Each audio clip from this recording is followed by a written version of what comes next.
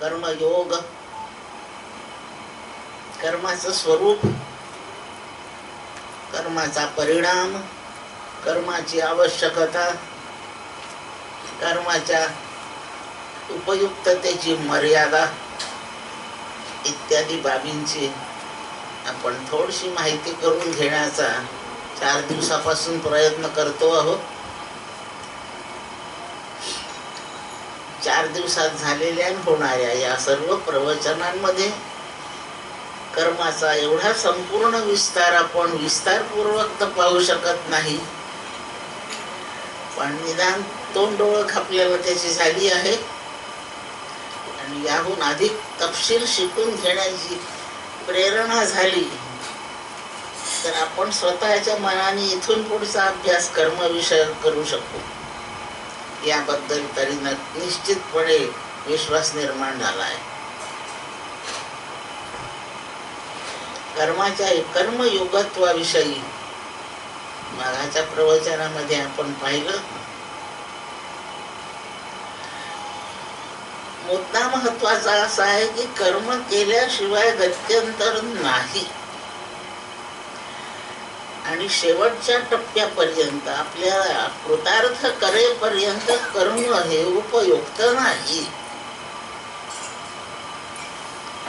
ते कुठेतरी कर्म थांबणार आहे आणि पुढचा टप्पा कशाच्या साधनाने, कोणत्या साधनाने चालायचा आहे, तो उत्तर भाग संपूर्ण जीवन कृतार्थ करणारा जो आहे तो ज्ञानाचा भाग आहे. तो ज्ञानाचा भाग जिथून सुरू होतो तिथपर्यंत कर्मच आहे आणि म्हणून कर्म करणे अत्यंत आवश्यक आहे. याशिवाय ज्ञानाचा अधिकार येत नाही. या पूर्वमीमांसेने स्वतः सुद्धा कर्माचा आग्रह धरलाय. काही मर्यादेपर्यंत तो आग्रह आपल्याला मान्य करणं भाग आहे, पण कर्म कर असं काही तो आदेशाचा भाग नाहीये, तो गरजेचा भाग आहे. म्हणून कर्मासाठी नाही, अंतिम साधन म्हणून नाही, पण आवश्यक म्हणून एका मर्यादेपर्यंत अवश्य करायचंय.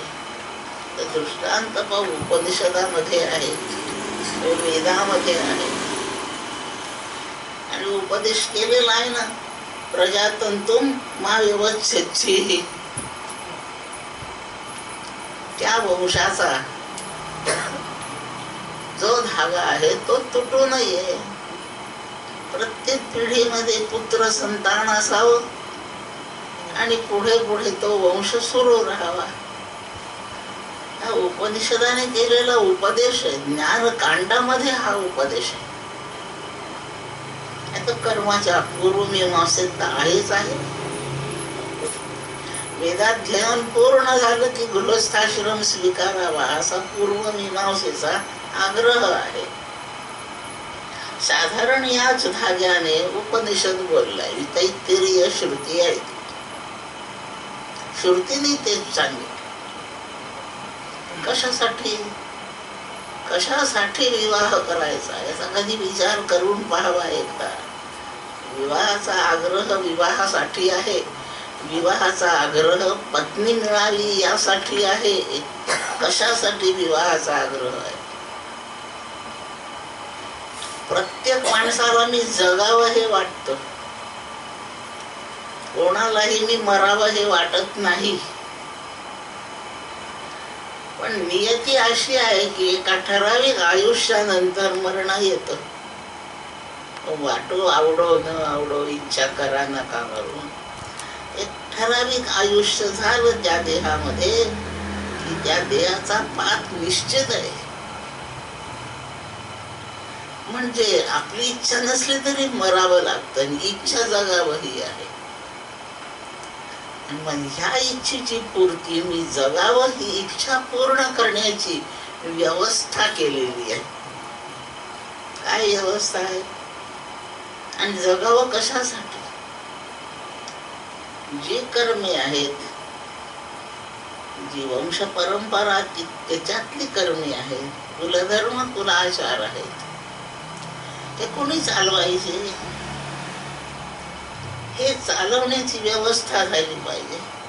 माझ्या घरचे कुलाचार तुम्ही का करायचे? करता येणार नाही, करण्याचा अधिकार नाही, करू शकणार नाही. माझ्या मृत्यूनंतर माझ्या घरातली कर्म परंपरा खंडितच होणार आहे. ती मला चालत नाही आणि मला मी स्वतः मरून जावं हेही आवडत नाही. याची व्यवस्था म्हणून मी जर पुन्हा जन्मू शकले, देह बदलेन पण मी जन्मेन, तर माझ्या कर्माचा वारसा मीच पुढे नेईन आणि मी जिवंत आहे ही हौसही माझी भागेल. याची व्यवस्थासाठी प्रत्येक पुरुष स्वतः पुन्हा जन्मतो. तो पुनर्जन्म नाहीये, तो ह्याच जन्मात जन्मतो आणि तो स्वतःच्या पुत्र रूपाने जन्मतो. प्रत्येक पुरुषाचा ज्येष्ठ पुत्र तो स्वतःच असतो. आता पहिली कन्या असेल, दुसरा नंबरवर पुत्र असेल, तर तो पुत्र तो स्वतःच असतो. ही शास्त्र सांगते बरं का, हे काही आपल्या डोक्याला बरी वाटणारी कल्पना आहे म्हणून नाही. प्रत्येक पुरुष स्वतः पुत्र रूपाने जन्मतो. आता जन्म घ्यायचा म्हटलं म्हणजे आई पाहिजे. आपल्या आईने जेव्हा हा पहिला देह आपल्याला दिला आहे, तेव्हा ती आपल्याला पुन्हा काय जन्मवणार आहे? आता तिने एकदा जन्मवलाय, ती नाही पुन्हा जन्मवू शकत. आता आपल्याला दुसरी आई पाहिजे म्हणजे आपण जन्म. आपल्याला दुसरी आई पाहिजे म्हणजे आपल्या पित्याने पुन्हा लग्न केलं पाहिजे. अवघड आहे हे सगळं. आणि म्हणून वेद म्हणतोय, उपनिषद म्हणतोय, जाया मे स्यात्, मला जाया असावी. जाया शब्दाचा अर्थ पत्नी असा आहे. मला पत्नी असावी ही इच्छा त्याला स्वतः जन्मण्यासाठी पाहिजे. बायकोसाठी बायको नकोय, स्वतःला जन्मायसाठी व्यवस्था आहे. असा कधी केला का मी विचार? नसेल केला तर आता वेद काय म्हणतो, उपनिषद काय म्हणतोय हे नीट लक्षात ठेवून घेऊ आपण. जाया मे स्यात्, आणि त्या ठिकाणी पत्नी शब्द नाहीये, जाया शब्द आहे. भार्या नाही, पत्नी नाही. तिथे पत्नीवाचक शब्द जाया हाच आहे. जनयती इति जाया, जी स्वतःला जन्मविते तिला जाया म्हणतात. आणि एखाद्या विवाहानंतर एखाद्या त्या पत्नीला जर पुत्र झालाच नाही तर ती फक्त भार्या आहे, पत्नी आहे, ती जाया नाहीये. कारण तिने आपल्या नवऱ्याला जन्मवलंच नाही. तो स्वतः आपल्या पत्नीच्या पोटी पुत्र रूपाने जन्मतो आणि म्हणून घराण्याचा वारसा पुत्र चालवतो. पुत्र चालवतो म्हणजे स्वतः चालवतोय. तो जिवंत असताना त्याचा तो दुसरा जन्म आहे. एवढ्या जबाबदारीने विवाह करावा लागतो. ही आपली हौस नाहीये, ही मजा नाहीये, हा भोग नाहीये. शास्त्राचा आदेश त्या विश्वाची परंपरा सुरू ठेवण्यासाठी आहे. जाया मे स्यात् अशी त्याला इच्छा उत्पन्न केली जाते. मग त्याचा विवाह, मग तो आपल्या पत्नीच्या पोटी जन्मतो. आणि ज्या दिवशी, आणखीन न आवडणारी गोष्ट सांगते, ज्या दिवशी आपल्याला पुत्र झाला त्या स्त्रीपासून, त्याच क्षणी ती स्त्री स्वतःची आई झालेली असते. हे पक्क लक्षात ठेवण्याची गोष्ट आहे. तिथून पुढे सर्वसाधारण जो प्रपंच आहे हा संपलेला आहे. आता ती आपली आई आहे, इतकी मर्यादा आहे. आणि म्हणून तिथे प्रसवांतम ही यौवनम, संतान झाल्याबरोबर तारुण्य संपलं. संतान 25व्या वर्षी झालं तरी आता आपण तरुण नाही राहिलो. आणि ते 50व्या वर्षी झालं तर तू 50 वर्षापर्यंत तरुणच असतो. संतान उत्पत्ती पर्यंतच तारुण्य असते. स्त्रीचा असो की पुरुषाचा असो, तारुण्य तिथे संपत. स्त्रीला तिथून पुढे फक्त मातृत्व, माता एवढाच संबंध आहे. आणि पुरुषांनी ते स्त्रीकडे कोणत्या नजरेने पाहायचं, ती आपली आई आहे, संपलं का. थोडं अवघड आहे.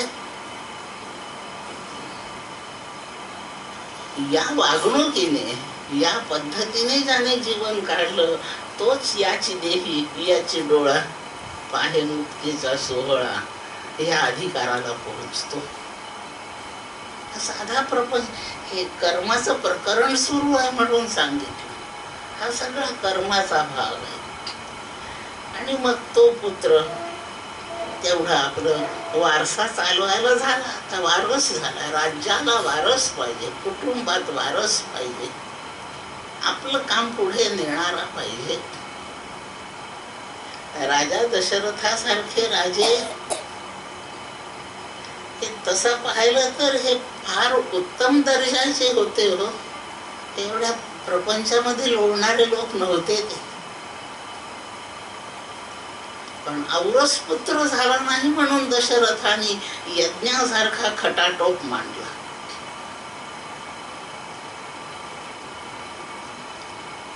नाही तर काही दशरथाला गरज नव्हती. राज्यासाठी औरस संतान नाही. कितीतरी हजारो स्त्रिया होत्या दशरथाला, पण विधिवत विवाह फक्त तिघींशीच झाले होते. आणि म्हणून ते तिघीपैकी कोणाला तरी संतान हवं होतं, म्हणून ते तिघींनाही झालं नाही. एवढा मोठा यज्ञ करवला. कर्माचं विलक्षण सामर्थ्य आहे. कामधेनू सारखं हे विहित कर्म आहे. यज्ञ कामधेनू आहे. ज्ञानेश्वरी वाचा 3रा अध्याय. या यज्ञाला कामधेनूच म्हटलं. हे कर्म कामधेनू सारखं आहे. सगळ्या इच्छा पूर्ण करतात. आणि चित्तशुद्धी करून, ज्ञानाचा अधिकार प्रदान करून हेच कर्म आपल्याला मुक्तीप्रद होऊन जातं. अशी ही कर्माची सगळी परंपरा आहे. त्याच बुद्धीने प्रपंच करावा. त्याच प्रपंचाला चतुर्थाश्रम संन्यासाचा दर्जा आहे. बस सगळं सोडून जायचं, मुंडन करायचं, भगवं लावायचं, हिमालयात बसायचं, एवढंच नाही संन्यासाचं रूप. एवढ्या प्रमाणे विधी ते पाळीत, निषेधाते गाळीत, मज देऊनी जाळीत, कर्म सगळं फळे. विधी ते पाळीत. काय विधी कोणता आहे, या प्रकारे जे जे गृहस्थ आहे त्यांनी ठरवावं. आणि आपलं संतान, आता आपणच जरी जन्मलो तरी ते पोरग सर्वस्वी अगदी आपल्यासारखं नाही देत, काहीतरी फरक येतो. ते अगदी आपल्यासारखं किंबहुना आपल्यापेक्षा चांगलं व्हायला पाहिजे. अगदी आपल्यासारखं का नाही होत. मातेचे गुण येणार ना त्याच्यामध्ये. ते काही फक्त आपणच नसतो काही, मातेचे गुण त्याच्यात असतात. यामुळे अधिक तपशील नाही सांगण्याची जरूरत आहे. मुद्दा सुरू आहे. ही कर्म परंपरा ही चालू राहिली पाहिजे. ती खंडित करणे हे पापच आहे. संपूर्ण जगाची धारणा ही कर्म परंपरा शिथिलभूत राखण्यामध्ये आहे. म्हणून आपण निषिद्ध कर्म प्रत्येक वेळी घडते का काय याच्यासाठी सावध राहून ते टाळण्याचा प्रयत्न करावा. शास्त्राने जे नको म्हटलं ते, मला कोणी राज्य देत असेल, मी तपासावं. माझ्यासाठी जो धर्म विहित आहे त्या धर्माने मी राज्य करावं हे मान्य केलंय का. आणि राज्य जर शास्त्र जर म्हणत असेल की तू राज्यास योग्य नाही, मला ते फुकटात मिळत असलं तरी मी ते घेऊ नये. ते राज्यही तृण मानावे. आणि या विधीने राहिलं म्हणजे हे आपण जे रोज खातो पितो, कपडे वस्त्र इत्यादी नेसतो, पोरा बाळांचा व्यवहार प्रपंच पाहतो, हे वैराग्यच आहे. जे कर्म पुनर्जन्माला कारण होत नाही त्याला निवृत्त कर्म असं नाव आहे. आणि जे कर्म पुनर्जन्माला कारण होतं त्याला प्रवृत्त कर्म म्हणतात. आपण कर्मयोग केला की ते सगळं निवृत्त कर्मात जमा होतं. आणि म्हणून आपल्याला मग आता बंधनाचा धाक नाही. लवकरच ज्ञान होईल आणि ज्ञान झाल्यावर संचित संपून जाईल. म्हणून त्यातून प्रारब्ध येणार नाही आणि आपल्याला जन्मण्याची गरज पडणार नाही. असा पुनर्जन्माचा बंदोबस्त होतो. कर्माच्या कर्मयोगत्वाविषयी थोडस शिल्लक राहिलं आहे, तेवढं आपण आत्ताच्या प्रवचनात पूर्ण करू. कर्माविषयीचा एक मुद्दा, आपण जे कर्म केलं ते फल दिल्याशिवाय थांबणार नाही, ते देईलच. आणि जे कर्म केलंच नाही त्याचं फल कदापि मिळणार नाही. याला कर्म सिद्धांत म्हणतात. केलं असेल तर फल नक्कीच मिळेल. कृत विप्रणाश नाही, केलेल्याचा सर्वस्वी नाश कधीच होत नाही. ते फल दिल्याशिवाय थांबत नाही. आणि अकृताभ्यागम नाही, जे केलं नाही त्याचं फळ येणार नाही. पेरलेलं अवश्य उगवेल आणि न पेरलेलं नाही उगवणार. म्हणून आपण जेव्हा काही करतो ना तेव्हा लक्षात ठेवावं, कृतविप्रणाश नाही, ह्याचं किंमतही मला फळ मिळणार नाही. बस. पूर्वी आमच्या भागामध्ये कॉलेजेस मध्ये इलेक्शन्स व्हायचे. विद्यार्थ्यांमध्ये कॉलेजचा प्रतिनिधी निवडायचा, क्लासेसचा निवडायचा वगैरे वगैरे इलेक्शन्स व्हायचे. ते इलेक्शन शेवटी राजकारणी पद्धतीवर जाऊन पडले. हे दावे मग त्याला हे इतके पोरं वोट देणार आहेत ना, म्हणजे माझ्या विरोधात इतके जातीलच निमत. आता मग आदल्या दिवशी मी काही बदमाश माणसाच्या टोळ्या नेमायच्या आणि इतक्या मतदारांना पळवून न्यायचं. मतदानाची वेळ संपेपर्यंत यांना कुठेतरी कोंडून ठेवायचं. इथपर्यंत परिस्थिती. हेवे दावे इतके टोकाला पोचायचे, मारामाऱ्या व्हायच्या, डोकाफोडी व्हायची, वोटर्सला पळवून देण्याचे प्रकार व्हायचे. इलेक्शन जुलै मध्ये होऊन जायचं. सप्टेंबर महिन्यात गणेशोत्सव आहे मोठे मोठे. हल्ली सुद्धा गणेशोत्सव राजकारण्यांचे सगळे पक्ष जे आहेत ना, हे पक्ष गणेशोत्सवात सक्रिय आहेत. आता असा तो गणेशोत्सव. इलेक्शन त्या कॉलेजचं झालेलं आणि गणेशोत्सवात 1-2 विद्यार्थ्यांचा खून दरवर्षी ठरले. 2 खून 1 खून व्हायलाच पाहिजे. इथपर्यंत पोहोचायचं. याचं कारण आहे तोही उभा आहे, हाही उभा आहे. त्यांनी माझे वोटर्स पळवले आहेत का पाहूनच घेईन. केलेले कर्म आहेत, 2-3 महिन्यांनी फळ द्यायला उगवतात. हत्या काही केलेलं असतं.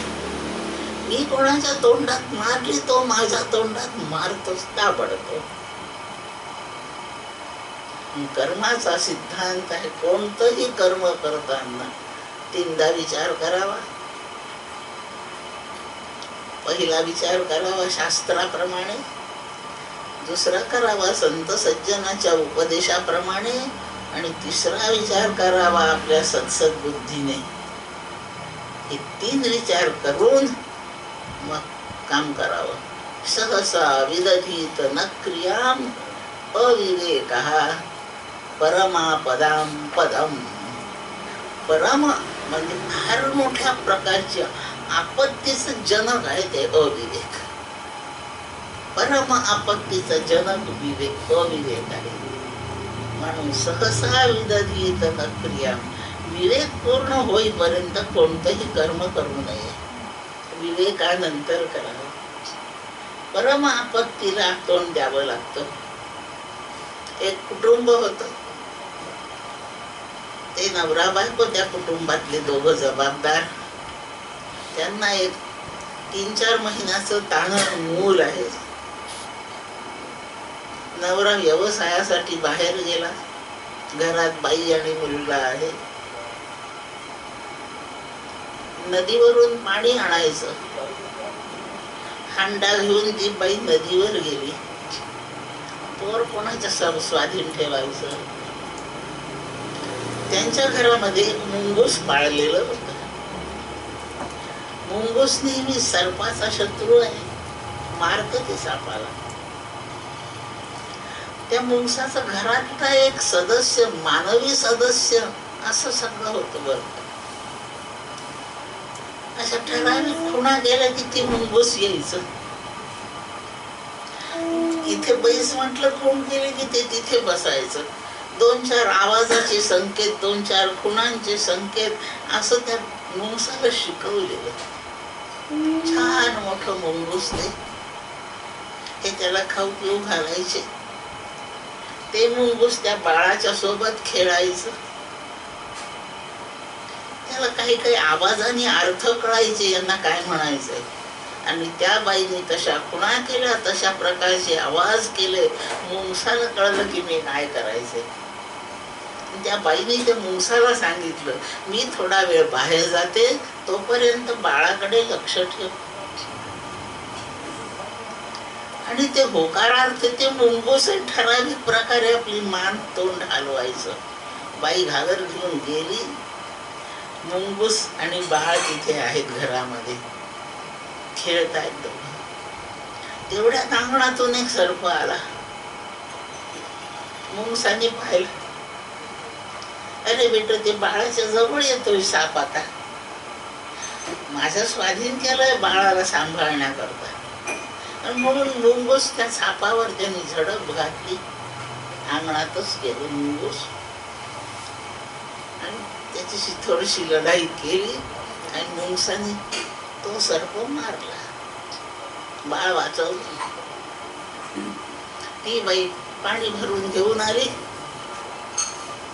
मुंगसाला वाटलं की आपण किती छान काम केलं. त्या बाईचं बाळ वाचवलं आहे आपण. आणि एवढी चांगली आपण कृती केली आहे. किती आनंदाने त्या बाईला मी आता हे सांगू. म्हणून मुंगूस ती बाई घरात येण्याच्या धावत धावत पुढे गेलं आपला विजय सांगण्यासाठी. त्याचं तोंड ते रक्ताने माखलेलं आहे. आणि या बाईला वाटलं याने आपल्या बाळाला मारलेलं दिसतंय. याच्या भरवशावर त्याला सोडून गेले. हे रक्ताने भरले, माखलं गेलंय पूर्ण. याने आपलं बाळ मारलं. दुःखाने पेटली. त्याच्याविषयीची भयंकर तिला घृणा निर्माण झाली. हांडा पटकन खाली ठेवला. शेजारचा दगड उचलला, मुंगसाला ठेचलं. ती बाई घरात आली. आपलं बाळ कुठे मरून पडलं पाहू ते. तर बाळ छान खेळत होत. बाळाच्या बाजूला तिथे तो मेलेला साप होता. सहसा विदधीत न क्रिया. कोणतीही कृती करण्यापूर्वी विवेकच करावा. विवेकाच्या कसोटीवर उतरलेलं कर्म करावं. हे कर्माच्या शास्त्रातला भाग आहे. आणि याप्रमाणे विवेक एक.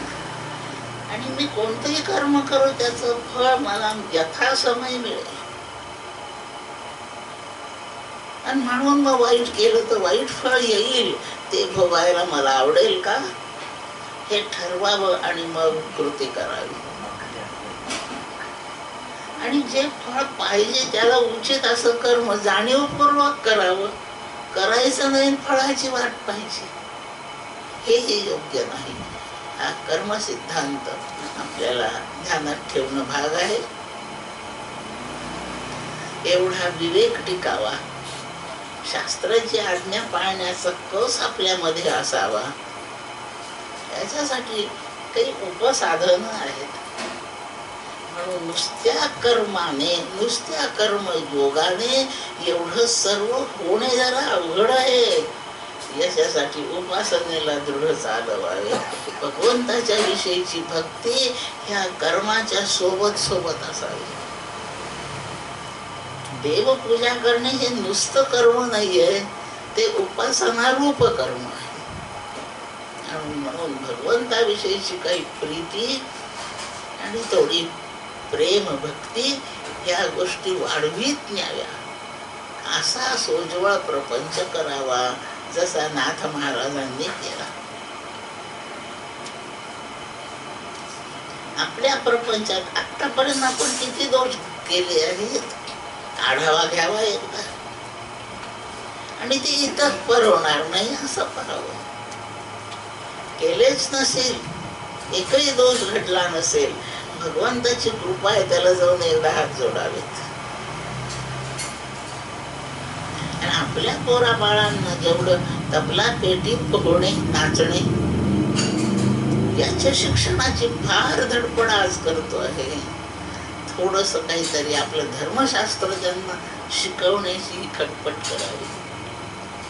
नाहीतर आई म्हणून आणि बाप म्हणून आपली कर्तव्याची बाजू आहे ती नाही आपण चालवली. आपण कर्तव्यच्युत झालो असंच ठरवलं. पोराला सकाळीच जावं लागतं, त्याला वेळ नाही मिळत. आम्ही सांगितलं काही नाही, संध्या केली तर चालते बेटा, पण तबल्याच्या क्लासला जा. खूप अवघड आहे. त्यांनी कला शिकू नये असं नाही म्हणत, not at the cost of this, हे महत्वाचं. त्यांनी सगळं शिकावं ना, सर्वज्ञ व्हा, सगळ्या कला, सगळ्या विद्या. 14 विद्या 64 कल्याचा तो स्वामी होऊ द्या ना.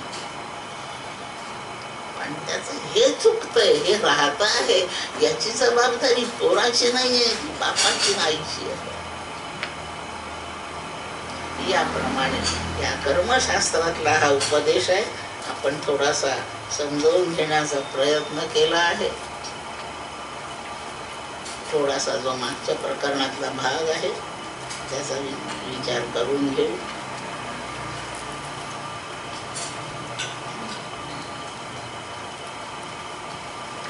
तो जो कर्म आणि कर्मयोग याचा तक्ता आहे आपल्या पुस्तिकेमध्ये, त्याच्या खाली काही महत्वाचे हे शिकून झालेलाच आहे, पण तोच विषय तो तिथे आहे नोंदलेला. कर्मयोग किंवा कर्म म्हणून परंपरेने चित्तशुद्धीच्या द्वारा मोक्ष साधन आहे, ते साक्षात साधन नाही. दृष्टांत मी कोणाशी तरी बोलताना सांगितला. मुंबईहून सिंगापूरला यायचं, पण मी अमरावतीत राहते, अमरावतीत विमान नाही, म्हणून जिथून ते सिंगापूरचं विमान मिळतं त्या मुंबईपर्यंत मला रेल्वे गाडीने यावं लागतं. तिथून मी रेल्वेने मुंबईत आले, पण रेल्वे माझ्या घरातून सुटत नाही, तिचं स्टेशन आहे, तिथे जावं लागतं. त्या स्टेशन पर्यंत मी रिक्षा करून गेले.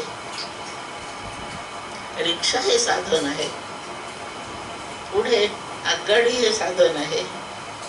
तिथे विमानात बसले आणि सरळ सिंगापुरात उतरले. आता आणखी साधनाची, वाहनाची गरज नाहीये, ते संपलं. विमान हे मला प्रत्यक्षपणे सिंगापुरात सोडतं. म्हणून विमानाला साक्षात वाहन म्हणतात. त्याच्या अलीकडचं रेल्वे आहे. रेल्वे परंपरेने साधन आहे. त्याच्याही अलीकडे रिक्षा आहे. रिक्षा परंपरेने साधन आहे. रिक्षा सिंगापुरात जात नाही हे नक्की आहे, पण रिक्षेशिवाय मी सिंगापुरात जात नाही तेही महत्वाचं. त्या त्या टप्प्यात त्या त्या साधनाची किंमत आहे. जे शेवटचं वाहन आहे ते साक्षात, जे शेवटचं साधन आहे ते साक्षात साधन.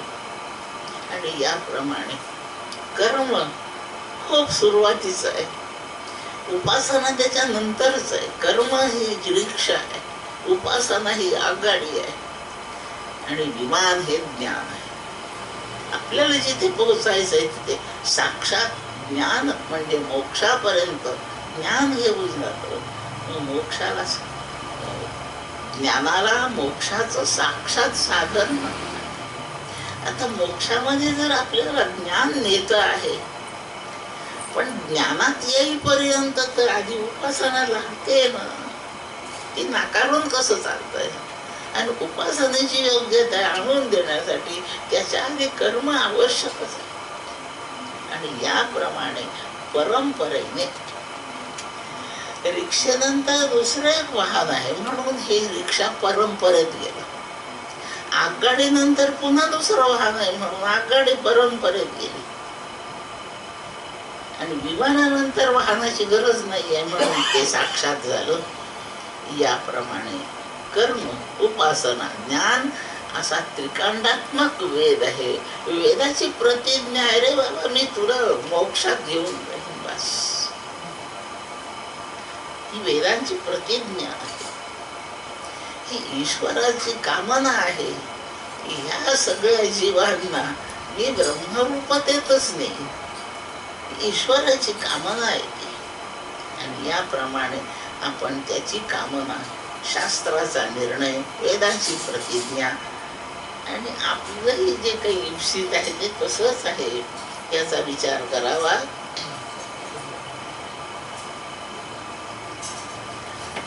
कर्मयोगाचा आग्रह ज्ञानाच्या अधिकारासाठी आहे. तो आग्रह लक्षात ठेवावा. आणि कर्म करायचंच आहे तर जे बाधणार नाही असं करावं बस. भूक लागली जेवायचंच आहे. काहीतरी वेडवाकडं खाल्लं ना तर तब्येत इतकी बिघडते आणि नंतर वाटतं त्यापेक्षा उपाशी राहिलो असतो, नसतं खाल्लं तर चाललं असतं. हे नंतर वाटण्याच्या आधी खातानाच ठरवावं नाही चालतंय का नाही.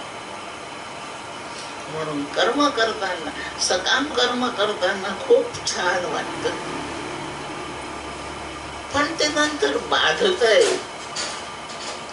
जसं आपण अन्न खाताना न बाधणारं अन्न खातो, तसं कर्मामध्ये सुद्धा कर्मयोग बाधत नाही म्हणून तो करावा. आणि कर्म बाधत. कर्मात आणि कर्मयोगात सांगून झालं आहे. एक उजळणी फक्त कर्मी तीच, कृती तशीच, त्यातला फक्त हेतूंचा फरक आहे. निरहंकार बुद्धी आणि निष्कामता एवढ्या दोनच्या फरकाने कर्म कर्मयोग होतो. त्याची पुष्कळ 13 मुद्द्यांनी आपण तुलना मांडली आहे. ते कर्मयोगाच्या सगळ्या अटी तिथे आहेत, हे आपण पाहून घ्यायचं.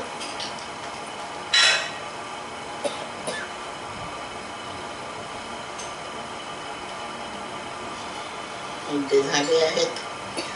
असा एखादा कर्मयोगी कोण होऊन गेला,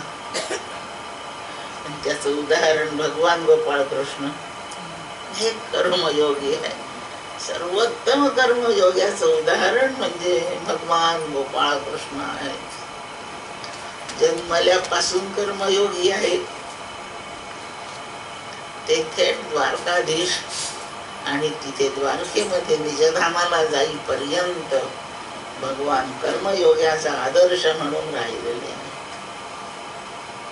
युद्धासाठी ते कर्मयोगीच आहे. गृहस्थाश्रमासाठी ते कर्मयोगी आहे. परंपरेने आलेलं गोपालन नावाचा जो व्यवसाय धंदा आहे त्यात ते कर्मयोगी आहेत. पोराबाळांमध्ये खेळले ते कर्मयोगी आहेत. उद्धवाला आणि अर्जुनाला ज्ञान शिकवलं तिथे ते कर्मयोगी आहेत. त्यांचं कोणतंही कृत्य पहा, त्यांची कोणतीही लीला पहा, तो सगळा कर्मयोगच आहे. आणि याप्रमाणे आदर्श कर्मयोगी फक्त भगवान कृष्ण असं या कर्म प्रकरणात आपण लक्षात ठेवावं.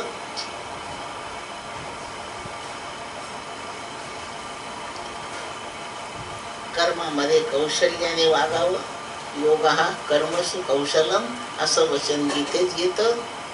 ते कर्माचं कौशल्य कोणतं, तर योग हे कौशल्य आहे. कौशल्य म्हणजे मोठ्या युक्तीने कर्म करायचं, कला पूर्ण करायचं, अशा हातवटीने अशा पद्धतीने कर्म सजवायचं की ते कर्म बाधक होणार नाही.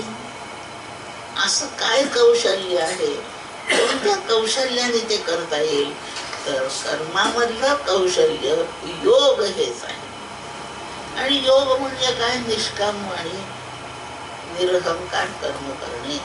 म्हणून कर्मयोग याद्वारे कुशलतेने कर्म होतं की जे बाधत नाही.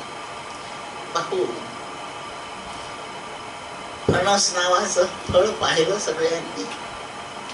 मोठं असतं, चांगलं खातात, त्यातले गरे, कच्च असेल त्याच्या भाज्या करतात. ते फणस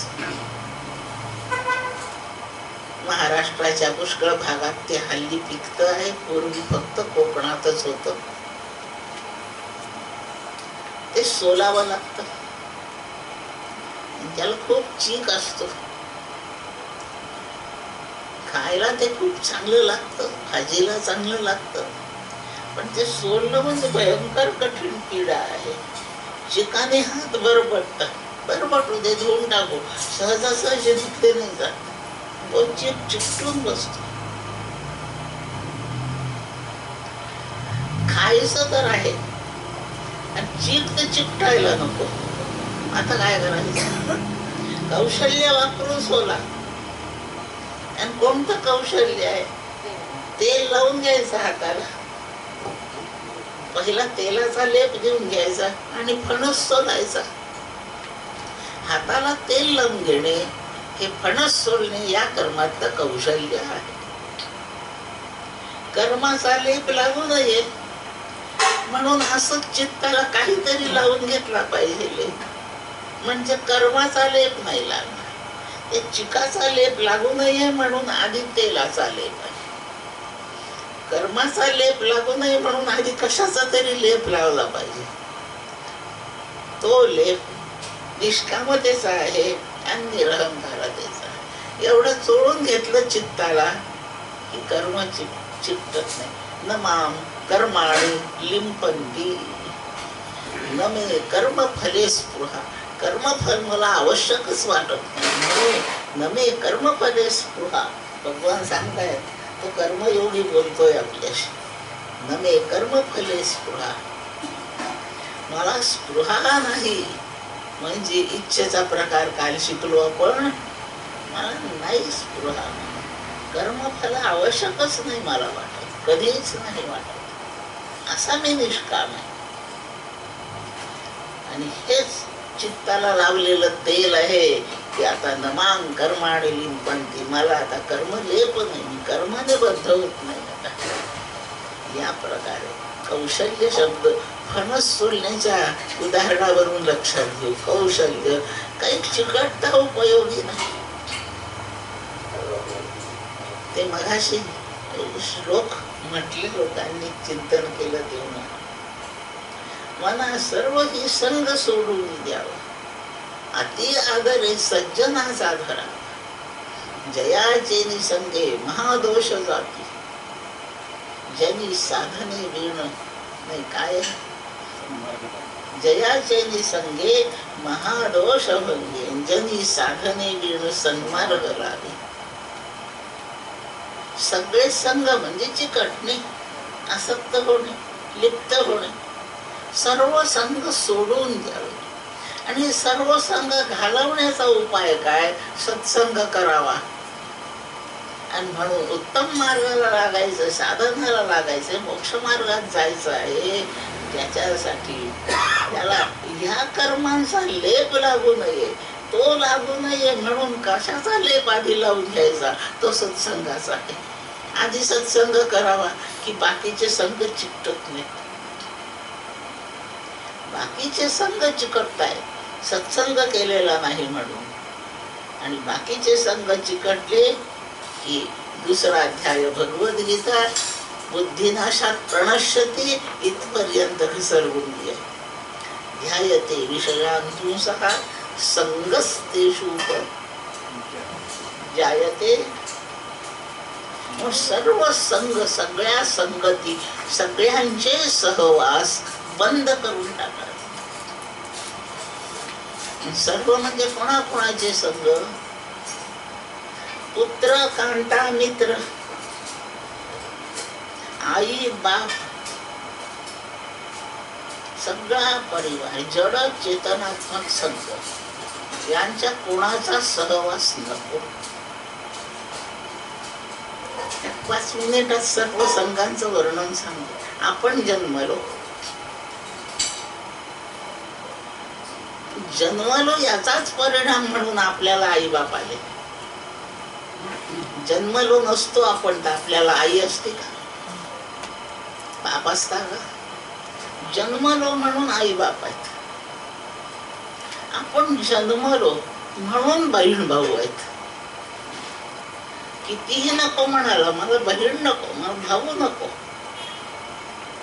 आपल्याला भाऊ हवा की नको, बहीण हवी का नको, हे आपल्या मर्जीचा विषय नाही, आपल्या आईबापाच्या मर्जीचा विषय आहे. आणि आपल्या मर्जीचा तो नसला तरी आपल्याला बहीण भाऊ येतात. काका नको, आपल्या हाती आहे का? आपल्या बापाला जर भाऊ असेल तर काका नको म्हणण्याला काय अर्थ? आत्या नाही नको, आत्या काका नको, चुलत भाऊ नको, आते भाऊ बहिणी नको. हे आपल्या हाती नाही, लक्षात ठेवा. आत्या नको, मावशी पण नको, हे आपल्या हाती आहे का? मावशी नको. हे आईला जर बहीण असेल तर मावशी नकोला काय अर्थ आहे? आईकडून येणारे नातलं, पित्याकडून येणारे नातलं हे आपल्या इच्छेवर आणि मर्जीवर अवलंबून नाहीत. हे अन्य कोणाच्या तरी इच्छेने ते आपल्याला प्राप्त झाले. जन्मतःच एवढा सहवास आपल्याला मिळाला. एकदा देहाचा सहवास मिळाला की सोबत इतके सहवास झाले. एखादा भाऊ असा आपल्या नाही मनाला इच्छेमध्ये ते 7 भाऊ होते. दुर्योधनाला 99 भाऊ होते. किती असावेत भाऊ हे तू कोण ठरव? तुझ्या अखत्यारीतली बाब नाही. जन्मालायस ना तर आई आणि बाप यांच्या जबाबदारीतून जेवढे आले तेवढे तुझ्या सहवासाचे झाले. म्हणजे एवढे मिळण्याचं कारण काय? जन्मलो. आणि जन्मलो का म्हणून चुकीची कर्मे केली, पुनर्जन्माला कारण ठरणारी कर्मे केली म्हणून जन्मलो. चुकीची कर्मे का म्हणून केली? ज्ञान नसल्यामुळे, अविद्येमुळे केली. आणि म्हणून अविद्येपायी एवढा सहवास प्राप्त झाला. याला अविद्या संग म्हणतात. आणि हा आपल्या शरीरातून बाहेर आहे म्हणून एवढ्या सगळ्या परिवाराच्या सहवासाला अविद्येचा बाह्य संग म्हणतात. अविद्येने प्राप्त होणारा बाह्य संग, आई वडील त्यांचे नातलग. आता जन्मलं काका खूपच त्रासदायक आहे, संताप होतो, क्रोध होतो. मावशी फारच आवडते, तिने वारंवार यावं. तिच्याविषयी प्रीती म्हणजे राग, काकाविषयी अप्रीती म्हणजे द्वेष. या रागद्वेषांनी चित्तात घर केलं. रागात इच्छा अंतर्भूतच आहे ना, रागाचं रूपच आहे ते. याप्रमाणे काम, क्रोधाधिक, मत्सराधिक हे 6 जण नाहीच मी त्यांना येऊ दिलं. अहंकार ते आले की मला म्हणजे घाबरल्यासारखं, भीतीच वाटते, भय. आवडीचा मेला की शोक, हे पुन्हा बसले. चित्तात काम, क्रोधादी हे काल सांगितली यादी 9 जण. हे अविवेक आहे म्हणून, कळत नाही म्हणून, अज्ञान आहे म्हणून ह्या सगळ्यांनी चित्तात घर केलं आणि त्यांच्या सहवासात माझं आयुष्य चाललंय. याला अविद्येचा अंतःसंग म्हणतात. सगळी आसुरी संपत्ती अविद्येचा अंतःसंग आहे. बरं, आता अविद्या खरंच घालवलीच पाहिजे नाही का? वाईटच फार आहे. मग विद्या ग्रहण केली, मस्त शिकलो, खूपच शिकलो. असं शिकलो की काही विचारताच होईल. आता लोक पाया पडायला लागले. कुठे चाललात तुम्ही? काय विद्वान आहे, चाललो भेटायला, दर्शनाला. मग मी येते. 2 जण झाले, 4 जण झाले, 10 जण झाले, गर्दी. तुम्ही उपदेश देता का, अनुग्रह देता का? तेच वाट पाहतो. शिष्य परिवार आला. गुरुदेव महाराज, पायी फारच हिंडावं लागतं. आता आम्ही सगळेजण मिळून तुम्हाला एक गाडी घेऊन देतो. गाडी आली. रस्त्यावर गाडी ठेवणं जरा धोक्याचंच आहे. गॅरेज पाहिजे, गॅरेज बांधून देतो. आता गॅरेज आणि गाडी इथे राहतो, तिथे काय बरं आहे? इथेच एक बंगला बांधून देतो, इथे बंगला. आता शिष्य खूप येतात. तुमच्याच बंगल्यात सगळ्यांनी राहावं बरं नाही, त्यांच्यासाठी शेजारी मोठी एक इमारत बांधतो. गावोगावी शिष्य, यात्रा, गुरूंचे वाढदिवस, गुरूंच्या घरचे उत्सव, चालली गर्दी, चालली गर्दी. की कशा पायी आली? विद्या शिकली म्हणून.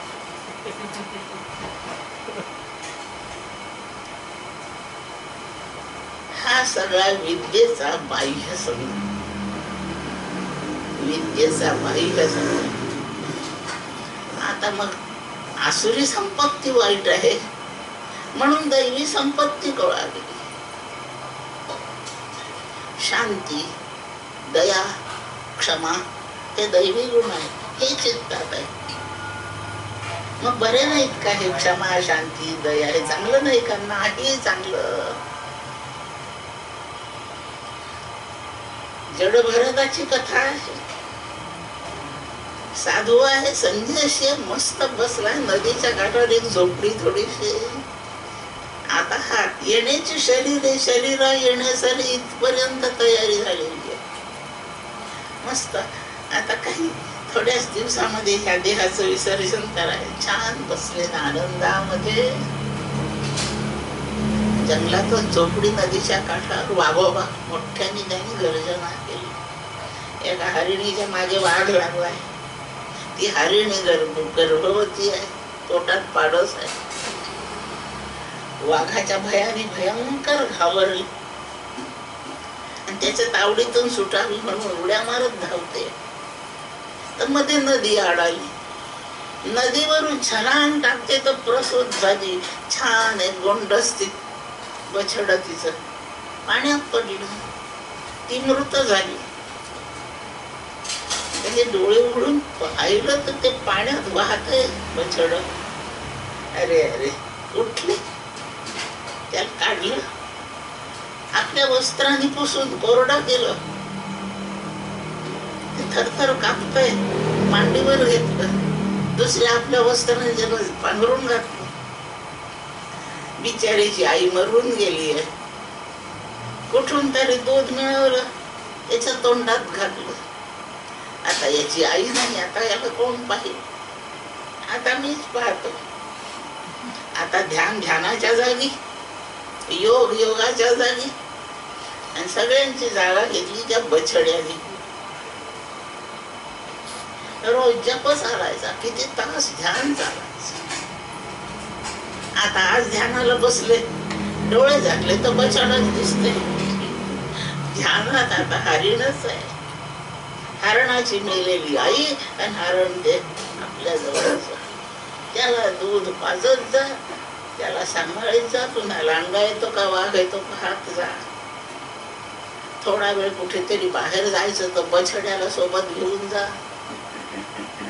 बछड, हरणाचं बछड, हरणाचं बछड. यथा समय मृत्यूचा प्रसंग आला, आता माझ्यानंतर याच्याकडे कोण पाहिल? आणि राम झाले 3 देह भरताला. पुढचा जन्म हरणाचा. विद्या संपादन केली, त्याच्या दैवी संपत्तीतली दया, ही दया ही पुनर्जन्माला कारण आहे.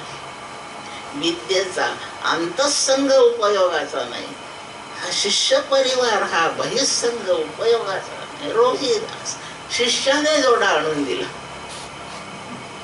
आणि घालायचा राहून गेला. तो शिष्य विद्येपायी आलाय. हा विद्येचा बाह्य संग, तो विद्येचा अंतःसंग, हे दोन्ही माप एक संघ राहिला. अविद्येचा सांगितला, बाह्य संघात आणखी एक भाग राहून गेला. आई बाप बहीण भाऊ हे सगळे अविद्येने मिळाले. अविद्या आता पुन्हा, तेव्हा मागच्या जन्मात अविवेक केला म्हणून जन्म आणि देह मिळाला. तो अविवेक अजून संपला नाही म्हणून लग्न केलं. मग आता बायको आली. आधी आई बाप होते, बहीण भाऊ होते, काका मावशा आज्या होते. आता लग्न केल्याच्या क्षणी तितकाच परिवार बायकोकडून आला, तो दुप्पट झाला.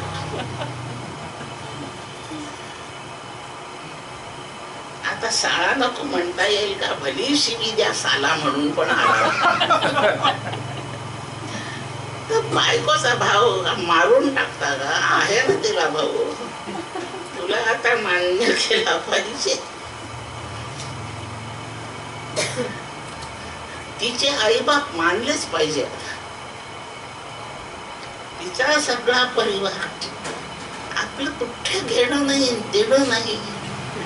आणि त्या बायकोच्या मावस काय बहीण आहे, तिच्या नंदेच्या पोराचं लग्न, हा जातो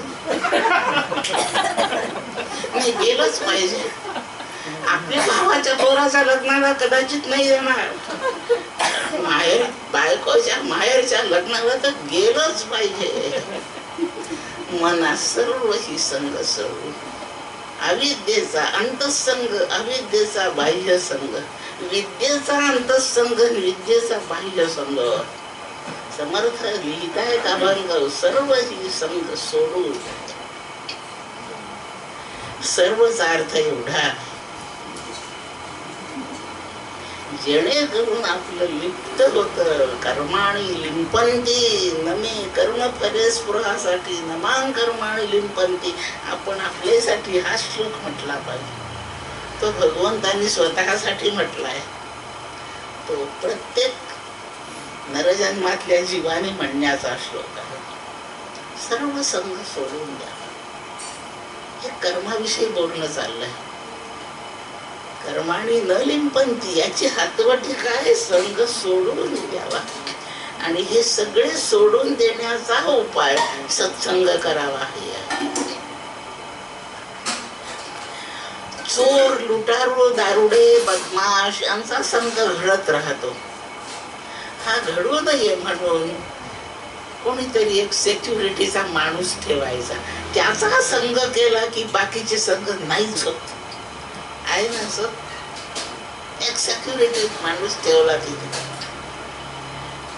आता अनवॉन्टेड कोणी येत नाही संग करायला. झाला बंदोबस्त. एक संत संघाला घेतला की बाकीचे गेलेच. म्हणून अति आदरे सज्जनाचा धरा. सगळ्या संघातून मुक्ती होते आणि आपण सन्मार्गाला लागून, सन्मार्ग म्हणजे मोक्षाला नेणारा मार्ग, त्याचे आपण प्रवासी होऊन जातो. कर्मयोग याला म्हणतात. सर्व संघ संपले आणि मोक्ष मार्ग आपला आता प्रतिबंधरहित झाला. याप्रमाणे नवान कर्माने लिंपंतीचं सांगितलं. कोणती कोणती कर्मे आपल्याला लिंपन? एक अविद्या जवळ आली की घोटाळ्यांना सुरुवात होते. आणखी काही महत्वाचं, वेदांतांनी ईश्वर मानला आहे, शिकलो आपण. ईश्वराला कर्माध्यक्ष रूपाने मानला आहे. सर्व कर्मांचा तो स्वामी आहे. करणे का न करणे हे आघवे तोच जाणे, विश्व चळत असे जेणे परमात्मेने. कोणतं कर्म करावं न करावं, केव्हा करावं केव्हा करू नये, हा सगळा तपशील तोच जाणे, जो ह्या विश्वाचा चालक मालक इत्यादी आहे. त्वमेव केवलम कर्तासी त्वमेव केवलम धर्तासी हर्तासी सर्व. तो ईश्वर आहे. तोच फक्त जाणे काय केव्हा न करावं करावं. अशा हा सर्वज्ञतेचा असणारा हा ईश्वर हा वेदांतांनी मानला. तो एवढ्यासाठीच मानलाय की ह्या सगळ्या जीवांनी मोक्षापर्यंत यावं, माझ्या स्वरूपी यांनी यावं. या दयेच्या पोटी तो ईश्वर आहे. ईश्वर अत्यंत दयावंत आहे आणि म्हणून विलक्षण कठोरही आहे. या जीवाला भरकटू तो नाहीये म्हणून तो कठोर आहे आणि याने आपल्याकडे यावं यासाठी तो अत्यंत दयावंत आहे.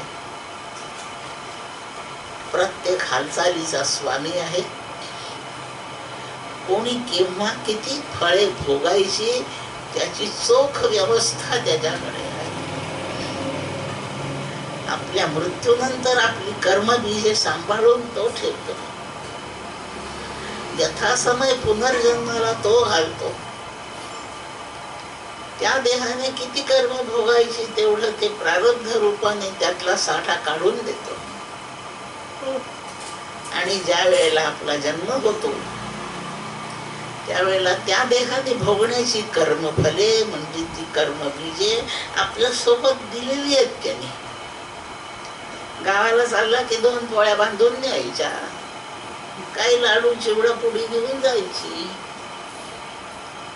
तेवढ्या प्रवासात खाय पुरतं न्यायचं. तिकडे गेला की तिथे खायला वेगळं आहे. मध्यंतरी जो प्रवासाचा भाग आहे तेवढ्यात खायला काय पाहिजे म्हणून जशी भाकरी पोळी सोबत न्यायची ती प्रवासाला निघतानाच घेतलेली असते. याप्रमाणे जन्माला येतो त्यावेळेला त्या देहाने जेवढं भोगायचंय त्याचं गाठोडं बांधूनच दिलेलं आहे आणि आपण ते सगळ्यांनी आणलेलं आहे. ठेवलंय कुठे? त्या भाकरी पोळीची शेवचिवड्याची गाठोडी आपण आपल्या सुटकेस मध्ये पिशवीत ठेवली. हे भोगण्याच्या कर्माचं गाठोडं कुठे ठेवलंय? त्याची जागा याच शरीरात आहे. सांगून देते ते आपण कर्माचं जे गाठोडं भोगायसाठी आणलंय ह्या देहाने भोगाय करतो. ते कर्माचं फल देणार हे संपूर्ण कर्म गाठोडं ह्याच शरीरात इथेच ठेवलंय.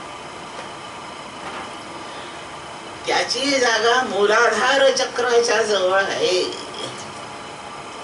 उदद्वाराच्या जवळ मूलाधार चक्र आहे. त्या चक्रापाशी आपल्याला जेवढं भोगायचंय त्याची सूक्ष्म स्वरूपे त्या गाठोड्यात तिथे ठेवलेली आणि क्रमाक्रमाने ती भोगायला वर येतात. सूक्ष्म रूपात आहे. इतकी मोठी गाणी त्या एवढ्याशा त्या पेन ड्राईव्ह मध्ये मावते. एवढंच असतं त्याच्यात इतकी मोठी गाणी मावतात. तसं ते असं पेनड्राईव्ह पेक्षा बारीकस ते गाठोड आहे आणि ते 100 वर्ष पुरतील भोगायला एवढी कर्मी ठेवलेली. आणि ते पेनड्राईव्ह एकदा ऑन करून दिलं, सुरू केलं वाजायला, म्हणजे क्रमाने एक एक गाणं वाजतं, सगळे एकदम नाही. आणि पुढचं गाणं आधी नाही वाजायला. तसं तिथे क्रम लागून त्या गाठोड्यात कर्मी आहे ती त्याच क्रमाने भोगायला येतात.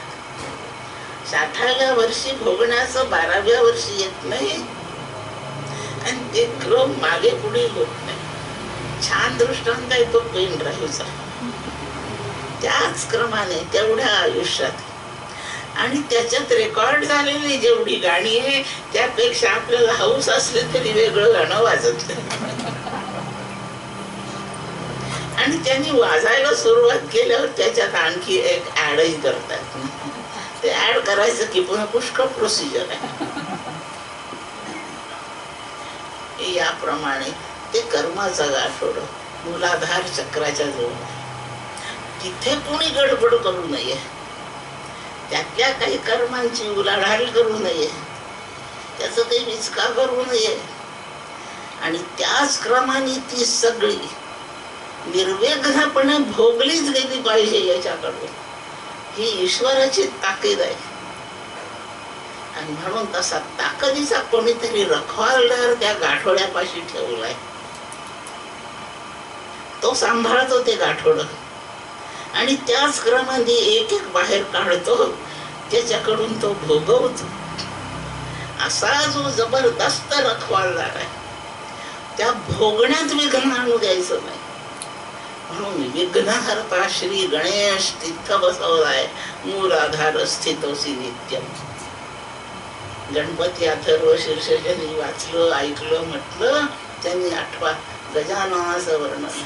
मूलाधार स्थितोसी नित्यम. आपल्या शरीरात मूलाधार चक्रावर भगवान गणेशाची स्थापना आहे. तो तिथला सिक्युरिटी गार्ड आहे किंवा कस्टडीचा मालक आहे तिथला. आणि तिथे अत्यंत मौल्यवान ठेवा आहे तो म्हणजे आपल्या भोगण्याची कर्मी. आणि निर्विघ्नपणे भोगली जातात. मग आपल्या भोगात काही बाहेरच काहीच आड येत नाही. ताप यायचं असं जर तिथे कर्म असेल त्या क्रमाने ते बाहेर आलं. आता ताप येतो, बाहेर किती थंडी असो तरी शरीरात ताप येतो. तो निर्विघ्नपणे येतो. बाह्य परिस्थिती त्या भोगाला काहीच अडचण करते. खूपच ऊन तापलंय आता, ह्या एवढ्या उन्हात काय मरायचं, सावली आली की मरू.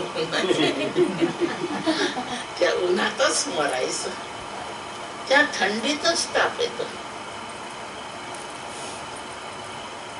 उन्हाळ्यात थंडी भरते अंगात, माहित आहे ना, थरथरतो माणूस. मूलाधार स्थितोसी नित्यम. गजानन विघ्नहर्ताय म्हणजे भोगण्यामध्ये विघ्न नाहीच. एवढे निर्विघ्नपणे भोगवतोय त्या जीवा. मग आता त्या गाठोड्यात चांगलं पाहिजे ना. गाठोड उघडलं तर हिरव्या मिरच्याचा ठेचा,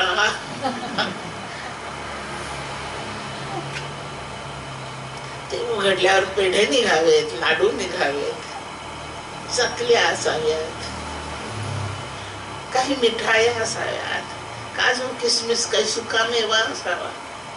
4 लोकात आपलं शिदोरी उघडता यावी अशी शोभिवंत पाहिजे.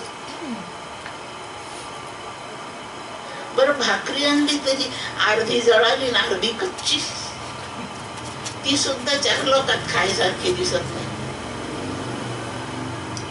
कसा आपण उघडलेला डबा, आपण उघडलेली शिदोरी 4 लोकात शोभिवंत असावी.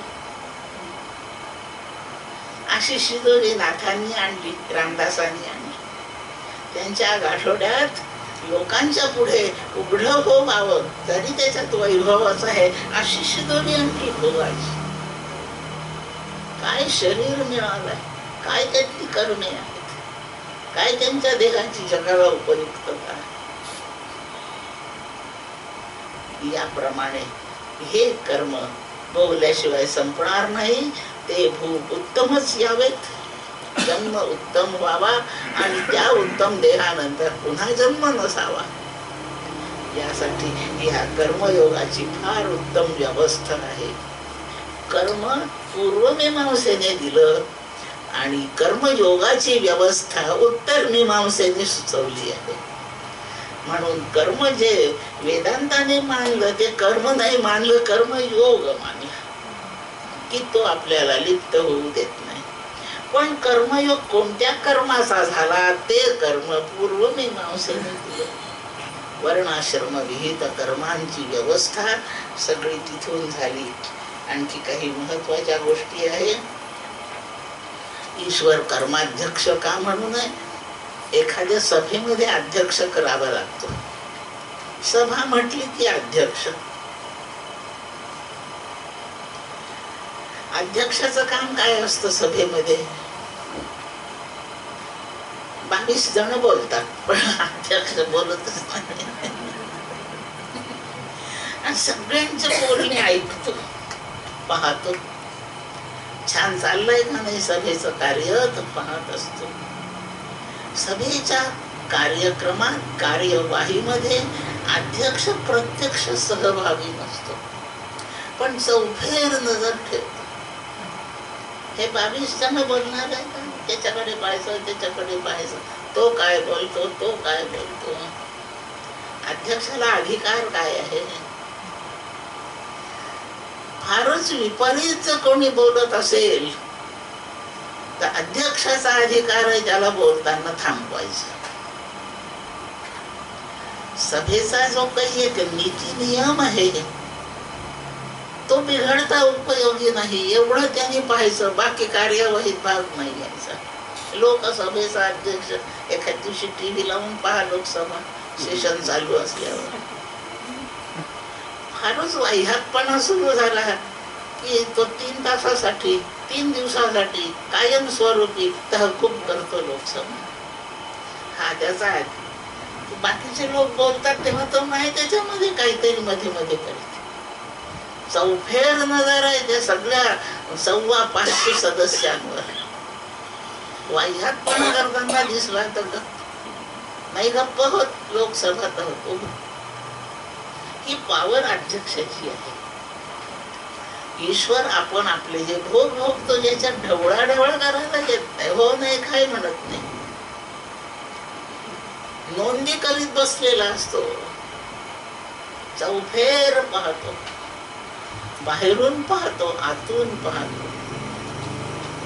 विश्व व्यापक आहे, बाहेरून पाहतो. आंतर्यामी आहे, आतून पाहतो. सगळी माहिती. लोकसभेच्या अध्यक्षाला लोकसभेचा प्रत्येक खासदार ओळखीचा लागतो, माहितीचा पाहिजे. हा कोणत्या राज्यातून आलाय, याची कोणती कॉन्स्टिट्युएन्सी आहे, हा कोणत्या पक्षाचा आहे, एवढी सगळी माहिती अध्यक्षाला लागते. लोकसभा चालू द्या, तुम्हाला काय काय बोलायचं बोला, हा विषय आहे बोला. विषय जाहीर केलेला आहे, मनाचे श्लोक. आता तो गुरुचरित्रावर बोलायला का थांबतो?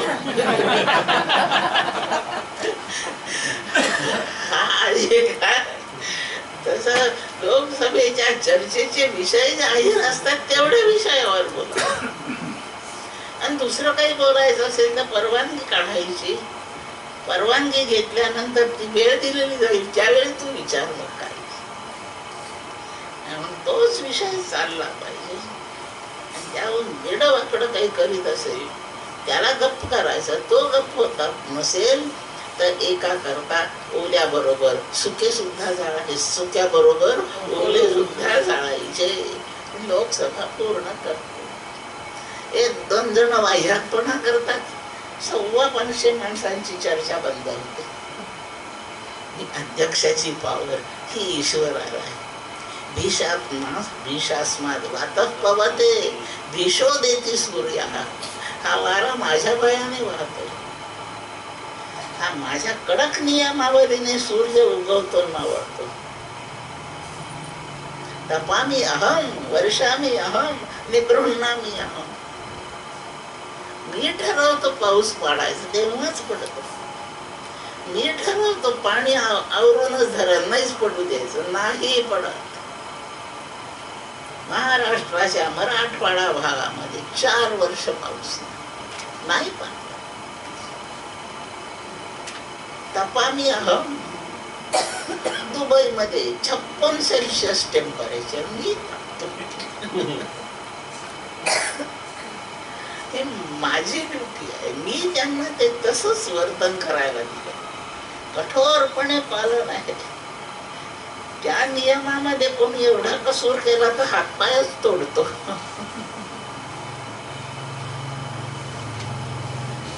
ही सगळी ईश्वराची ताकद आहे. म्हणून ईश्वराला कर्माध्यक्ष म्हटलं. आणि कोणी कोणी काय काय कर्मे केली त्याला त्याचं फळ त्याच्या पदरात टाकतो आणि ते यथासमय त्याच्याकडून भोगवितो. त्याला सर्वज्ञ म्हणतात. सर्वसामान्यपणे सगळ्यांना जाणतो आणि प्रत्येकाची अंतर्बाह्य चिकित्सा त्याला माहित आहे. म्हणून तो सर्वविद आहे. असा सर्वज्ञ सर्वविद त्या ईश्वराचं अध्यक्षाचं जे वर्णन केलेलं आहे ते संपूर्ण वर्णन श्वेताश्वरात काय सुरुवात आहे मंत्राची? साक्षी चेताची सुरुवात काय आहे? एको देव सर्वभूतेषु गूढः सर्वव्यापी सर्वभूतांतरात्मा कर्माध्यक्षः सर्व भूताधिवासः साक्षी चेता केवलो निर्गुणश्च. हे त्या अध्यक्षाचं वर्णन आहे. श्वेताश्वरातली ही श्रुती आहे. तो कर्माध्यक्ष आहे. म्हणून आपल्याला गवहन करणार पूर्ण एकच तत्व आहे ईश्वर. याप्रमाणे आणि या ईश्वराचा कठोरपणा आपल्या कर्माप्रमाणे आपल्याला वाट्याला येतो आणि त्याची संपूर्ण दया आपल्याच कर्माप्रमाणे अनुभवायला येते. त्याच्या प्रसन्नतेसाठी आपण वागावं म्हणजे धर्माचरण करावं की तो प्रसन्न. आपण अधर्माचरणात लागलो की त्याची अप्रसन्नता येते. याप्रमाणे वेदांताने ईश्वर मानला.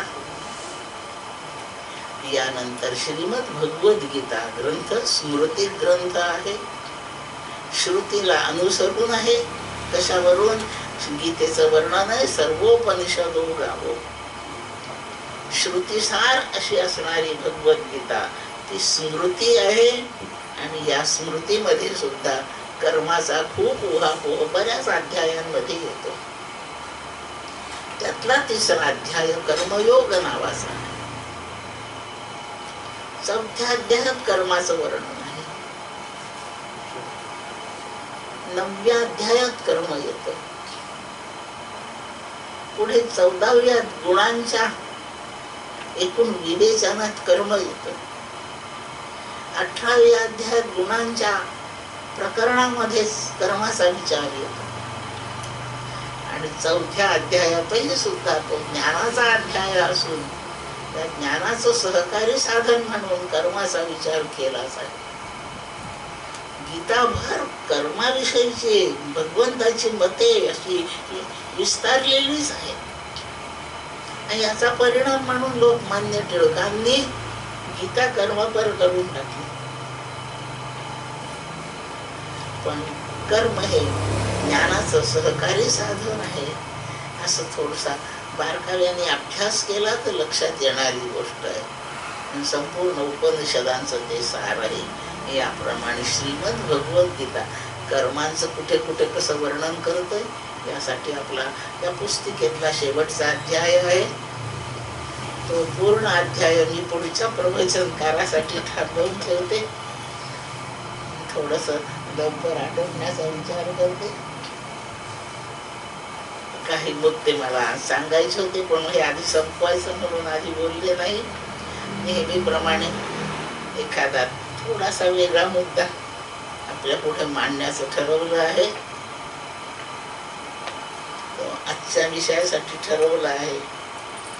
तो समर्थांच्या ते दैनंदिन उपासना म्हणून जे पुस्तक आहे त्यातलाच एक श्लोक सांगायचा आहे. रोज आपण उपासनेमध्ये जे 3 श्लोक म्हणतो त्या श्लोकामधला एक श्लोक आपल्याला आज शिकायचा. थोडासा पाठ सगळ्यांना, सर्वसाधारण अर्थ सर्वांना माहिती आहे. त्यातला एक श्लोक सदा सर्वदा आहे, एक उपासनेला दृढ चालवावे आहे आणि एक शुकासारिखे पूर्ण वैराग्य. या 3 पैकी एक श्लोक आज सांगण्याचा विचार करते. कोणता सांगू? उपासनेला सांगू की सदा सर्वदा सांगू? सदा सर्वदा. सदा सर्वदा योग तुझा घडावा, तुझे कारणी देह माझा पडावा, उपेक्षू नको गुणवंता अनंता, रघुनायका मागणे हेची आता. सदा सर्वदा एकाच अर्थी शब्द आहेत. 2 शब्द कशाला एकत्र? तो सदा माझ्याकडे येतो हे अधिक भर देऊन बोलायचं. सदा सर्वदा माझ्याचकडे पडलेला असतो. एका अर्थी 2 शब्द जर जोडून वापरले तर त्या अर्थाचं पुष्टीकरण झालेलं असतं, दृढीकरण, निश्चय झालेला असतो. निश्चय अर्थात द्विरुक्ती.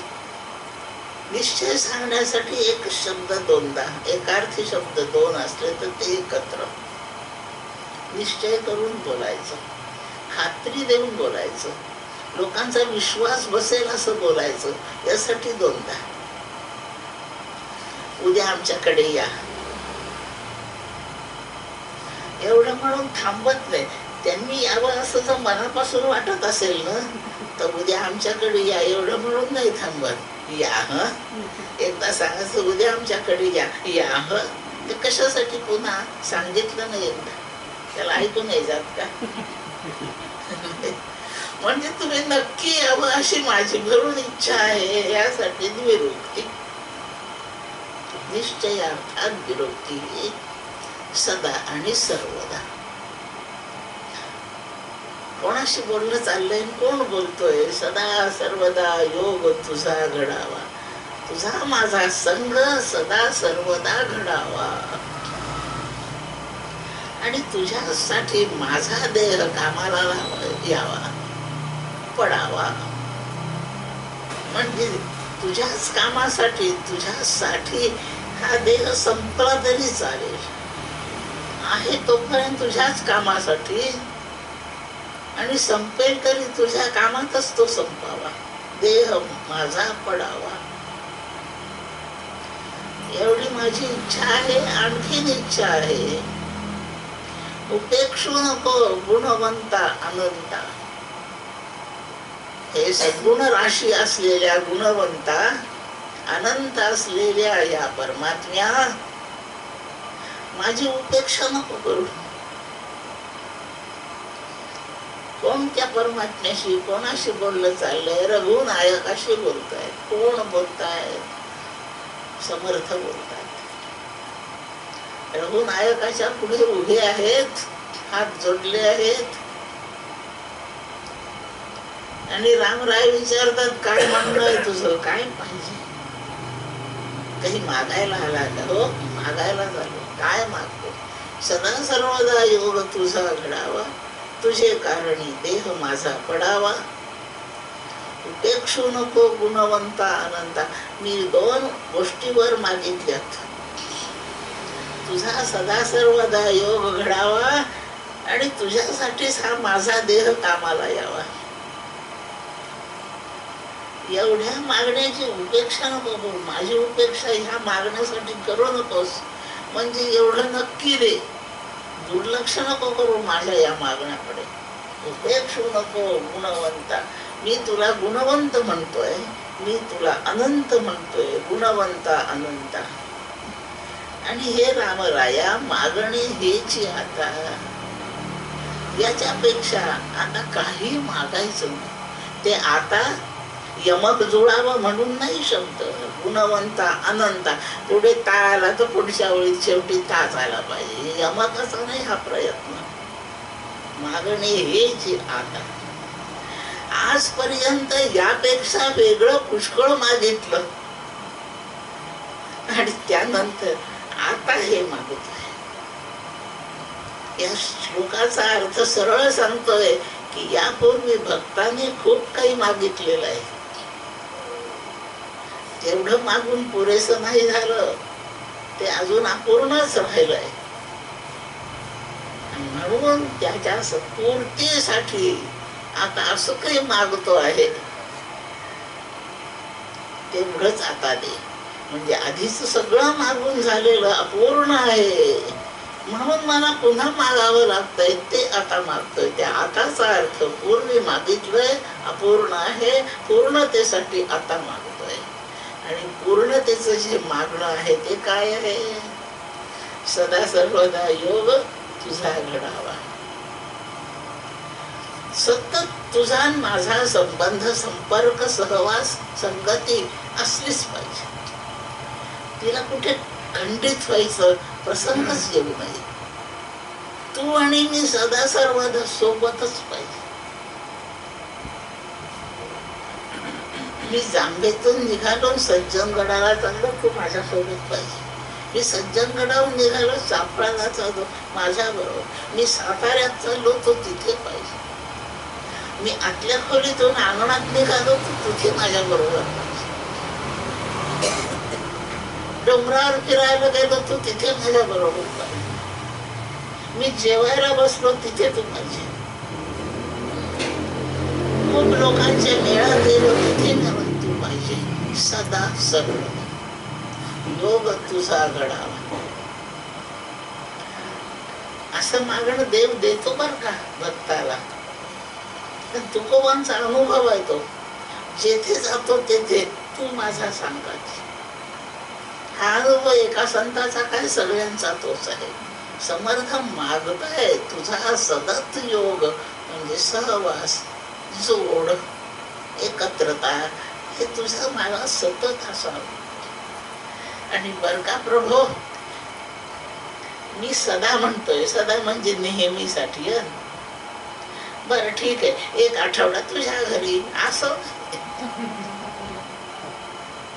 मग एक आठवडा जाकार्ताला, पुढच्या आठवड्यात सिंगापूरला. असं नाही सर्वच आठवडे जाकार्तात. सदा असं त्याचा पिरियड ठरवून नको मला. मग कधी येता माझ्या घरी? संध्याकाळी 4 ते 5 असं का म्हणतो तुझ्याच घरी? इतकं एक सारखं अखंडितपणे या सहवासाला सदा सर्वदा म्हणतात. नुसतं इतकं नाही सोपं बोलत हो. संत बोलतात ना, ते फारच कठीण असतं. सर्व म्हणजे सर्वच गोष्टी. मग त्याच्यात अन्नही आलं, धान्यही आलं, वस्त्रही आले, जडही आलं, चेतनही आलं, ऐहिकातलं आलं, परलोकातलं आलं, मोक्षही आला. सर्व मध्ये कशाचाच अपवाद नसतो. असं सर्व. आणि द म्हणजे देणारा, सर्वद म्हणजे सर्व देणारा, त्याचं संबोधन सर्वदा असं होतं. राम हे नाम आहे, त्याचं संबोधन रामा असं आहे. अकारांत शब्द पुल्लिंगी, त्याचं संबोधन आकारांत होत. राम नावाच्या माणसाला बोलवायचंय तर रामा असं हाक मारावं लागतं. सर्व देणारा जो, त्याला हाक मारायचं तेव्हा काय म्हणणार? सर्वदा म्हणणार. हे प्रभो, सर्व देण्यास तूच फक्त समर्थ आहेस. म्हणून हे सर्वदा असणाऱ्या रघुनायका,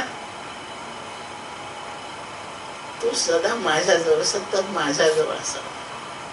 कशी छान मागणी आहे. सदा हे सर्वदा रघुनायका, माझ्याजवळ तू सतत असावं, अशी माझी ही मागणी आहे. सदा सर्वदा योग घडावा, सोबत असावंस. मी जिथे असेल तिथे तू असावा. याप्रमाणे पहिली ओळ मागते, सदा सर्वदा योग तुझा घडावा. तो सर्व देतो का? हो, सर्व देतो. सर्व म्हणजे ह्या सृष्टीत सगळ्यात ब्रह्मांडात जेवढं आहे तेवढंच सर्व. समर्थ काय करणार आहे हिमालय घेऊन, पॅसिफिक महासागर घेऊन? ते काय करणार? दुबईतलं ते मोठं टावर घेऊन समर्थ काय करणार?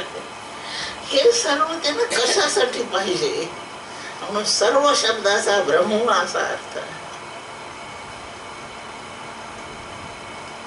सर्व शब्दाचा ब्रह्म अर्थ आहे. सर्व सुखाचा ब्रह्म सुख असा अर्थ होतो. म्हणून ब्रह्माचा साक्षात्कार जो घडवतो त्याला सर्वद म्हणतात. आणि भगवान राम त्याच्या त्या भक्ताला ब्रह्म साक्षात्कार करवतायत. म्हणून हे रघुनायक सर्वदा. आणि याच्यात त्या रामासाठी 3 संबोधन आली आहेत. एक रघुनायक आलाय, एक गुणवंत शब्द आलाय आणि एक अनंत शब्द आलाय. आणि हे देवांचे 3 प्रकार आहेत. अनंत शब्दाचा अर्थ ब्रह्म असा होतो. सत्यम, ज्ञानम, अनंतम ब्रह्म, तैत्तिरीय श्रुती. ब्रह्माचं लक्षण सांगितलं. अनंत शब्दाचा अर्थ ब्रह्म. गुणवंत म्हणजे सगुण असलेला पण साकार नसलेला, म्हणून गुणवंत शब्दाचा अर्थ ईश्वर असा आहे. आणि रघुकुलात जन्मलेला सर्वात श्रेष्ठ असा, म्हणून याला रघुकुलाचा नायक, रघुनायक असं नाव आहे. हे अवतार वाचक आहे. एक शब्द ब्रह्मवाचक आहे अनंत, दुसरा ईश्वर वाचक शब्द आहे गुणवंत, आणि तिसरा रघुनायक शब्द आहे अवतार. जे ब्रह्म विश्वकार्यासाठी ईश्वर झालं, धर्मसंस्थापनेसाठी रघुनायक झालं. असं जे तुझं स्वरूप आहे रामा, 3 स्वरूपातल्या रामाला बघ समर्थ आत्मार ब्रह्मस्वरूप असलेल्या हे ईश्वरा, ज्या तू रघुकुलामध्ये धर्मसंस्थापनेसाठी दशरथ पुत्र म्हणून अवतार धारण केलायस, त्या तुला मी असं म्हणतो, तुझा आणि माझा अखंड संबंध असो. रघुनायकाचा अखंड असणार नाही, लक्षात ठेवा. रामाने अवतार कधीच संपवला. म्हणून रघुवंशात जो राम आला आहे त्याचा सहवास सतत घडू शकत नाही. तो संपला. तेव्हा आपण कोणत्या तरी जन्मात असू माहित नाही. आज नाही त्याचा सहवास, रघुनायकाचा सहवास आज आपल्याला नाही. ईश्वर रूपाने असेल ना तो, मग ईश्वराचा आपला सहवास अखंड आहे का? सृष्टी असेपर्यंत ईश्वर आहे. या सृष्टीच्या नंतर ईश्वर येईल, तेव्हा ईश्वराचाही सहवास अखंड असणार. पण त्रिकाला बाधित असं जे निर्गुण परमात्मा स्वरूप आहे, अनंत स्वरूप, त्याचा सहवास अखंड आहे. संपूर्ण श्लोक ब्रह्म साक्षात्काराची प्रार्थना करतो. सदा सर्वदा योग तुझा घडावा, तुझे कारणी असा 3 प्रकाराने या जगाच्या अनुभवात येणाऱ्या हे रामा तुझा अखंड योग घडावा. आणि त्या तुझी अशी प्राप्ती, मला ब्रह्म साक्षात्कार व्हावा, ईश्वराचं ऐश्वर्य क्षमता समजण्याची लायकी यावी, आणि माझ्या पुरतं होऊन परिमित माझे काही हित आचरावे, या दृष्टीने अवतार सुद्धा. यातलं ज्या ज्या वेळी ज्या रूपाने तुला असता येतं त्या रूपाने तुला माझा सहवास, माझ्या सहवासात अखंड तू असं अस, हे एवढंच आता मागतो. बाकीचं खूप मागून फजित होत आलं. किती वेळा जन्म यावे, किती मागे फजित. रड जन्माला लागली, कित्येक जन्मे रडता गेली.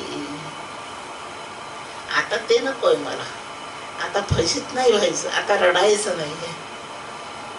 आणि म्हणून तुझा आता असा सहवास दे. आणि हे मी मागतोय, यात माझी उपेक्षा नको करू, माझ्याकडे दुर्लक्ष नको करू. हे सगळं आता कानावर घे, कानावरून ते मनावर घे आणि त्याची कार्यवाही कर, एवढीच प्रार्थना आहे. सदा सर्वदा योग तुझा घडावा. आता रामाचा योग सदा सर्वदा घडावा. राम अमरावतीत आणि मी इथे आले, मग योग कसा घडेल? एवढाच एक मुद्दा सांगते, 2 मिनिटात थांबते. सदा सर्वदा योग जर घडायचाच असेल तर जितकी इथे जड चेतन रूपी आहे, ही प्रत्येक रूप राघवाचं आहे असं मला साक्षात्कार करून दे. मला ब्रह्म साक्षात्कार करवशील तर हे सारं ब्रह्मच आहे. आणि म्हणून यांच्याकडे पाहिलं तर मला रामच वाटेल, त्या भिंतीकडे पाहिलं तर मला रामच वाटेल, त्या झाडाकडे पाहिलं तर रामच वाटेल. जिथे जिथे पाहिल, जे जे माझ्या सोबत असेल ते ते सगळं रामच आहे. तुका म्हणे जे जे भेटे ते ते वाटे मी ऐसे. हे सारं परमात्मा रूपच मी पाहिजे. तेव्हा मला, मी कुठे असलो तरी सहवास त्याचाच, कधीच सहवास खंडित होणार नाही. जाकार्तात आले म्हणून रामाचा वियोग नाहीये, इथले सगळे रामरूपच. उद्या चंद्रावर गेले तरी तिथले दगड खडक काय असतील ते सगळे रामरूपच आहे. जड चेतनात्मक सर्वभूत सृष्टी साक्षात राम आहे. ब्रह्म साक्षात्काराचा हा परिणाम आहे. एकदा मी ब्रह्म आहे असा मला बोध झाला सिद्ध. बृहदारण्यक श्रुती अहं ब्रह्मास्मी, त्यांनी एवढं जाणलं की मी ब्रह्म आहे. सर्व नभवत, हे जाणणारा सर्व रूप झाला. असं सगळंच ब्रह्मरूप झाल्यावर सहवासाचा कधी वियोग शक्य आहे का? असा योग घडतो. एकच श्लोक आहे उपासने रोज म्हणण्याचा, काय गांभीर्य आहे त्याच्या अर्थाचं. म्हणून ह्या उपासना परंपरेने चालल्या. आज त्या गायक त्या तशाच टवटवीत आहेत. कस आहे त्याच्यात, एक कस असलेलं काव्य असतं संतांचं, आणि त्याचा कस ब्रह्माशीच लागतो. बस सर्व देणाऱ्या, ब्रह्म साक्षात्कार करविणाऱ्या हे अवतार रूप परमात्म्या रामा, तू ईश्वर आहेस, तू अनंत असं ब्रह्म आहेस. आणि आजपर्यंत तुझ्या एवढ्या मोठ्यापाशी येऊन मी हेच बाकीचं काहीतरी नाशिवंत मागितलं, पण नाही. संत सहवासात काही काळ घालवला आणि नक्की काय मागावं हे मला कळालं. म्हणून आता मी एवढं मागतो. तू सारखा मागत मागतच येतो, नाही यानंतर नाही येणार. तू एवढं दिलं की आता पुन्हा काय मागावं लागणार. आणि हे सर्व तू देण्यास सक्षम आहे, समर्थ तुला मी म्हणतो.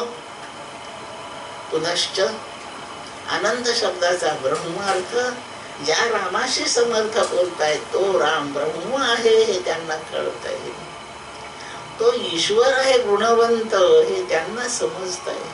आणि त्याचाच अवतार दशरथाच्या पोटी रघुवंशात झाला तो रघुनायक अवतार. चत्वार देव दासबोधात प्रकरण आहे. त्यातल्या 3 देवांचं रूप इथे सांगितलं. चौथा मूर्ती रूप आहे, आपल्याला त्याच्याशी काही घेणं देणं नाही अशी प्रार्थना केली. आणि समर्थांच्याकडे हात उंच करून भगवंतानी रामरायानी तथास्तु म्हटलं. उपेक्षू नको गुणवंता अनंता, रघुनायका मागणे हेची आता. बायको दे, पोरग दे, नोकरी दे, बंगला दे, असं मी आजपर्यंत मागितलं. आणि आणि मागून कधी सुखी झालोच नाही, हे अनुभवलंय मी. पण ते मागणं सगळं काहीतरी नाशिवंत मला सोडून गेलं, सगळं मागणं मला सोडून द्यावं लागलं. आता माझ्याच जवळ राहील असं, ज्याच्यावर फक्त माझाच हक्क असेल असं, जे माझ्या जवळच संपणार नाही असं, असं काही असेल तर फक्त ब्रह्मरूप रामा तूच आहेस आणि तेवढं मला दे, एवढा साक्षात्कार घडवून दे. मागावं तरी असंच मागावं, यापेक्षा काही मागू नये. संतांचा सहवास एवढ्यासाठी करावा की काय मागावं हे कळतं, काय त्यागावं हे पण कळतं. असं छानस मागून घ्यावं. कर्माविषयी बोलण्याचा भाग माझ्या दृष्टीने आटोपलाय. थोडीशी काही वेगळी माहिती पुरवावी म्हणून मी 2-4 श्लोक किंवा 2 श्रुती काही बोलले 2-4 प्रवचनात. आता या ठिकाणी वाणीला पूर्ण विराम देते. आपण सर्व चिंतनशील मघाच्या सत्रावरून कळलं, चिंतनच केलं ते, आणि चिंतन करता येतं असं मला नक्की वाटलं. जर एका श्लोकासाठी काल 4-5 तास आपण लोकांनी चिंतन केलं तर ते करता येतं असं समजलं आता. आणि चिंतन म्हणजे विचार, हे मानस कर्म आपल्या मोक्षाचं साधन आहे. म्हणून आता माझी विनंती आहे सगळ्यांना, आणि माझी तशी इच्छा पण आहे, रोज असं एखादा मुद्दा कोणता तरी निवडीत चला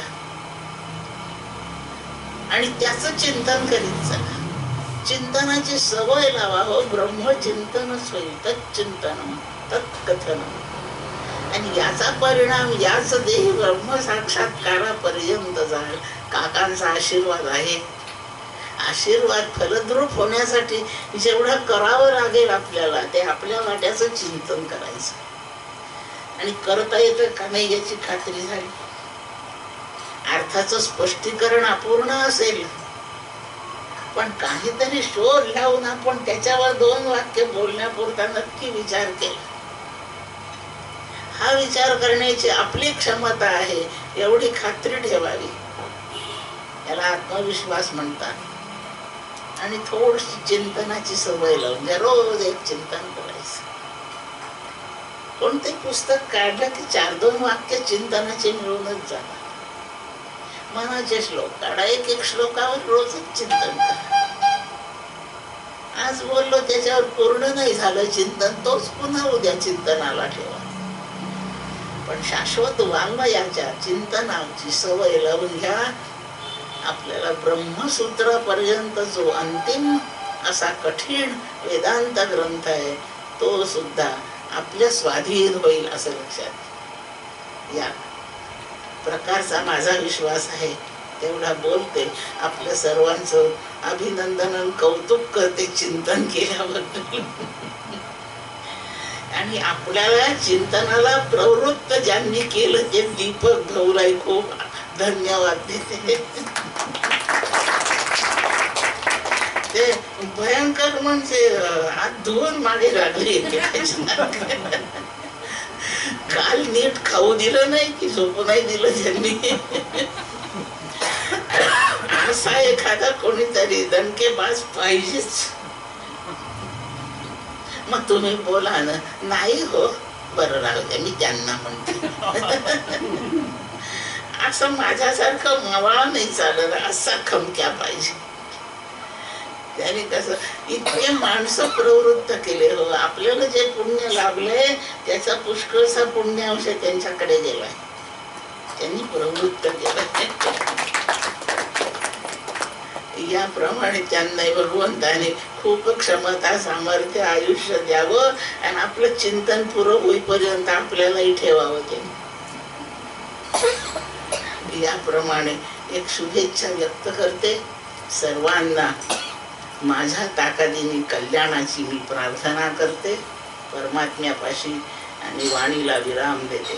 पुंडलिक वरदा हरी विठ्ठल, श्री ज्ञानदेव तुकाराम, विठ्ठल विठ्ठल विठ्ठल विठ्ठल. जय जय रघुवीर समर्थ।